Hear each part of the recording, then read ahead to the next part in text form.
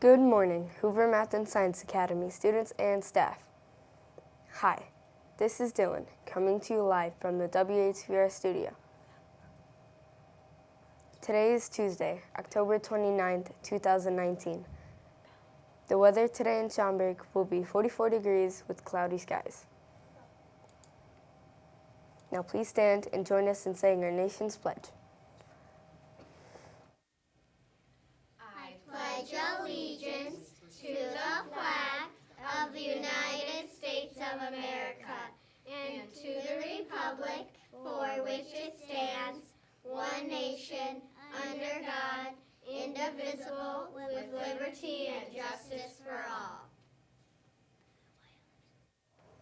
In sports, the Bulls lost last night against the Knicks with a score of 98-105. Today's announcements are today's special lunch. Make sure you have your ticket and enjoy some yummy Buona beef. Clubs meeting today are Tap Writing Club will meet today at 3 p.m. Fit Fun Club will meet from 3 to 4 p.m. in the gym. Clubs meeting tomorrow morning are Mathletes grades 4, 5, and 6 will meet tomorrow at 7:45 in the LRC.